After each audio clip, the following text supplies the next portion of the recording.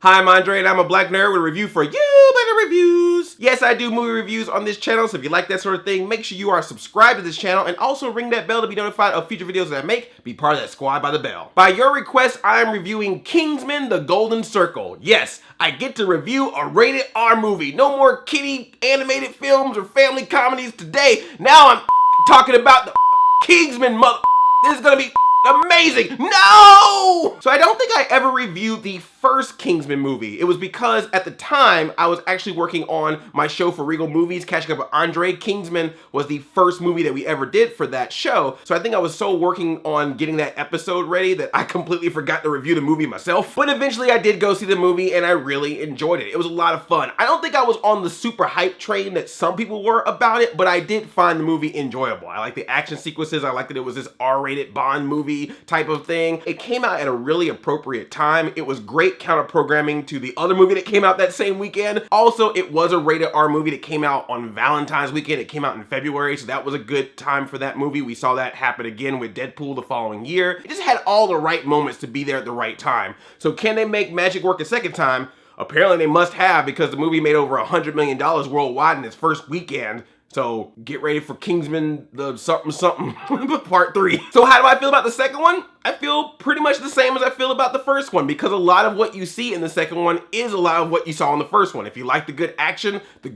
is there. If you like those really cool fight sequences where it feels like it's one shot and it's going on all kind of crazy angles, it's all in there. The raunchy humor, the R-rated humor, the F-bombs, there's nothing toned down about this thing. If anything, it might be amped up just a little bit more, but they do put a little bit of heart and story into it, and that is all because of Taron Egerton. He is great in this movie, and he is the central focus of this movie. He's pretty much in almost the entire movie. The only time you really don't see him is when they cut to the villains or something like that. And he's just really good. He has a great presence. He never feels like he's doing too much, and he always makes this unrealistic world seem believable no matter what craziness happens with weapons or with situations. He's always approaching it like it's a legit thing that's happening. He never does a wink and nod to the audience about any of this type of stuff. Unlike a cameo in this movie that literally did a wink and nod to the audience, but it was funny, so I allow it. And the big thing that I loved about his character of Eggsy in this movie is that you saw a natural evolution of his character from the first movie to the second movie. If you've seen sequels in the past, sometimes you've noticed that a character will learn a lesson in the first movie, but because they have to do a sequel, he pretty much regresses back to the original way that he was for the second movie just so they can do it all over again. That doesn't happen with Eggsy. He's already a Kingsman, he's been trained, he remembers his training, he's doing really good. There's even a really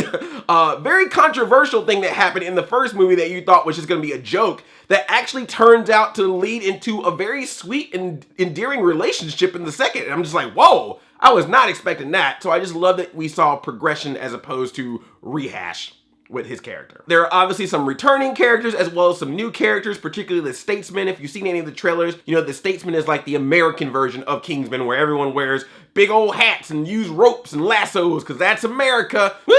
And all of the supporting characters are great too. It's just that some of them you're not gonna see as much as you think you would see them by watching the trailers. Like if you're thinking that you're gonna get some awesome Channing Tatum, Taron Egerton team up throughout the entire movie, not really. Channing Tatum was the one that actually hurt the most for me, because I thought his character was very entertaining. When he first shows up in this movie, it's a very funny character and it's a very fun scene. And so I'm like, oh, I like the dynamic of this guy, and I think putting him with Eggsy will make for some really good, you know, buddy cop style of humor. But then something happens in the movie where he's pretty much sidelined for the rest of the movie. And so I was kind of like, oh, you know, I wanted to see more of that. They eventually team Eggsy up with the character Whiskey, played by Pedro Pascal. His character is okay, but it's not as much of a contrast between Eggsy and his character. And there's a moment that happens with Whiskey, with Pedro Pascal's character, that I was like, all right, I kind of see what's going on here. And so that kind of diluted it a little bit for me. There's also a thing they set up with Halle Berry's character. She has a story arc where there's something that she wants to do, and then at the end of the movie, it does get resolved. But when you're waiting to see what the result of that resolve is, it's more like,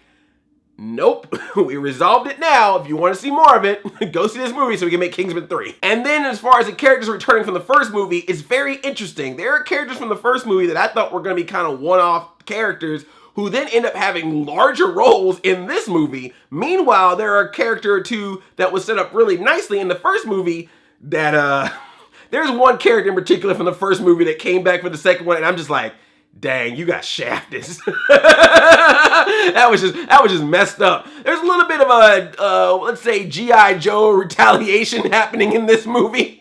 But this time Channing Tatum survives. And there's even a character that comes back that you're like, how did that person come back? And they come up with the most crazy, ridiculous, only in a spy movie could this work type of thing to make that happen. And then of course you have your villain played by Julianne Moore. I thought she was great in this movie. I really enjoyed her. Her name is Poppy. Not Poppy like the internet, like, hi, I'm Poppy. I'm Poppy. Though that would be awesome. Now I kind of want to see a movie where Poppy from YouTube is the villain. Would you like to go to Japan? That's scary that I know that. And since her name is Poppy, you could probably have a good guess of what she's into, but she's a really cool character. She's a Susie Homemaker type character, really nostalgic for the 50s. Her lair looks like a old 50s diner and movie theater and stuff like that. So that was a cute dynamic. She's very like reserved, like she never yells or screams or go crazy. She's just always kind of have like a happy demeanor, even when she's doing something incredibly evil. So that was kind of a nice dynamic, and I thought she played it well. And while her plot is absolutely ridiculous of a plot, it does bring up a very interesting conversation about why some things are acceptable as legal and why other things are not. So the motivation behind what she was doing kind of makes sense. You could kind of see her point in all of this. At the same time, she is doing something very evil, and the way that she does it is very elaborate, crazy action spy movie type of way of doing it. And yes, there is a cameo in this movie that is pretty hilarious. And I thought it was just gonna be a one-time cameo, but then it comes back later in the movie, and I was like, all right, you know what? Good job.